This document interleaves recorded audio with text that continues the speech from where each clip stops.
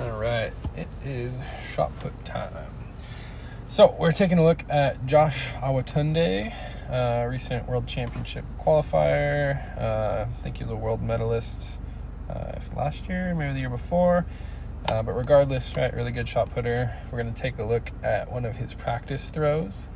I believe this is a static non-reverse, so we'll play it through and see. Yeah, kind of a step over finish there, so maybe not a true non-reverse, but it does start static, so no wind, smooth to the middle, and then stays down long on the finish, holds the left side, gets out over the toe board really well.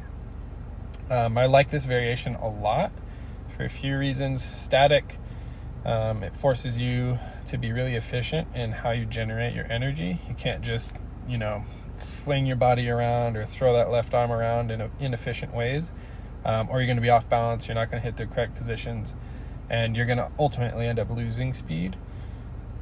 And the non-reverse builds on that, pseudo non-reverse, where you have to be on balance to hit this finished position, work the ground as long as possible, that right foot stays down, and hold the left side as long as possible as well on that finish.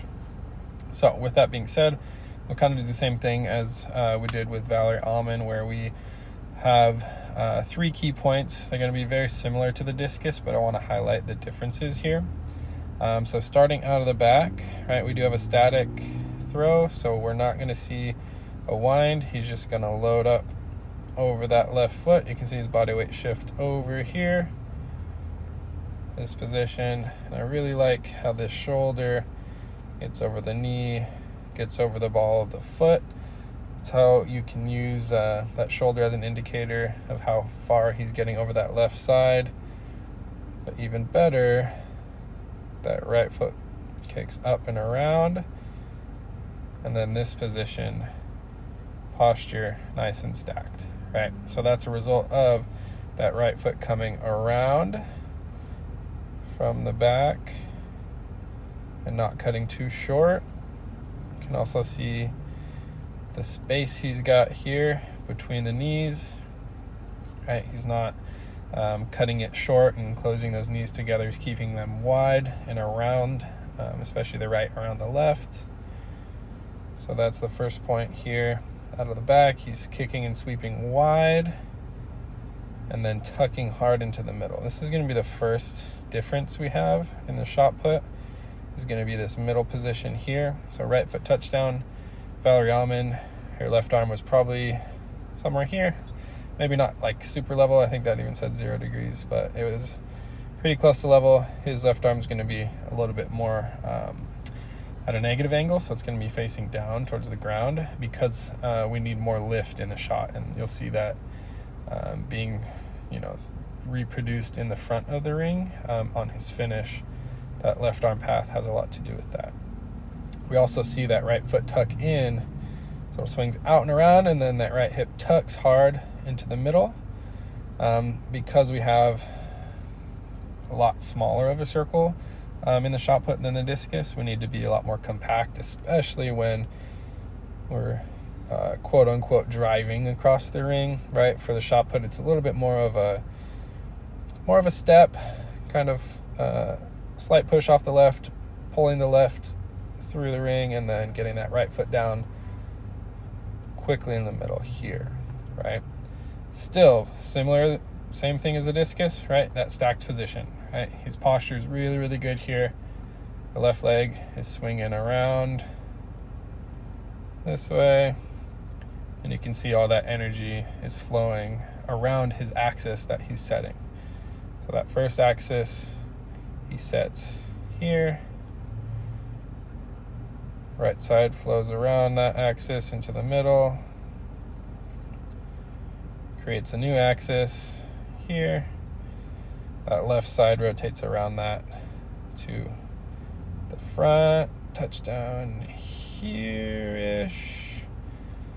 something like that.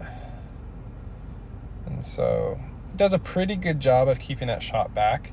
If if we filmed it from the side, you'd probably see the shot put hanging out, directly over that right foot and even back behind his body a little bit. So he's keeping the shot behind him.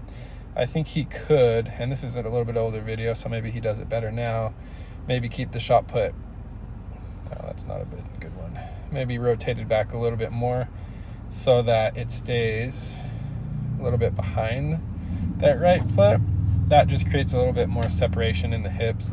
The separation is not going to be as significant in the shot put as the discus, just because that lever is so much shorter, but the idea is still the same. We want to get that separation as soon as that left foot touches down at the front of the ring. But this is a pretty good job still. And then coming back to that left arm, set low here from the shoulder here into the front, and now he's going to set up the angle of his finish, throwing that left arm up pretty close to the same angle there, right? So that left arm's going to follow that path pretty consistently, the path that you set up for it, and that's showing true here. And then it's going to continue to rise until probably its high point here, and then we need to hold this left side, work that shot put out and around. Everything comes up this way. We don't want anything falling away. Same thing as in the discus, right? Another thing he does pretty well, if we look at his right foot down here, turns pretty much from touchdown, turns, rotating on it, keeps his weight back on that right leg, left foot touches down, and now he's going to push and turn through pretty well, right? You can see he's on the ground there for the most part, and the shot is right about to leave his hand.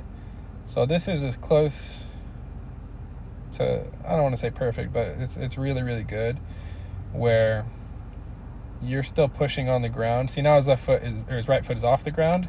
He can't apply that much more force to the implement with your, if you're not on the ground. So he's pretty close. That ball's basically out of his hand. Once the implement's released, it doesn't really matter what you do, but you want to be on the ground, pushing into the ground as long as possible while you have that implement in your hand. And he does a pretty good job of that. That is achieved by staying back, good posture, and separation, all the things I kind of mentioned before. He sets himself up really nicely. Holds the left side, right here, and then sends everything out over the toe board. Really nice job. So everything's going to be pretty much the same as the discus, right, in terms of the rotational shot. Loading over that left side. First main difference is going to come when you tuck into the middle. It's going to have to be a lot tighter. You can't drive as far across the ring as you do in the discus. The next significant difference is going to be this left arm. We want that to be pointing a little bit more towards the ground. In the discus, we need it more level, and because most of you throw both, that's going to be something we'll talk about more as we get into our sessions. And then kind of building off of that left arm being lower, we also need to throw the left arm higher. So it's going to go up a little bit higher here, allowing us to stay back on the shot, get our legs underneath us, and get a lot more lift on the ball. Ultimately, getting that ideal release angle, connected finish, and throwing really far. So we'll watch it one more time through. Maybe one more because it looks so nice. Around and out. Yep.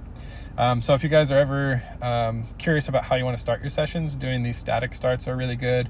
Non-reverses are one of my favorite things, so we'll be doing a lot of non-reverses. If you guys haven't started doing those yet, make sure to add those to your sessions. They're really good at ensuring you're hitting these positions on balance in a good position.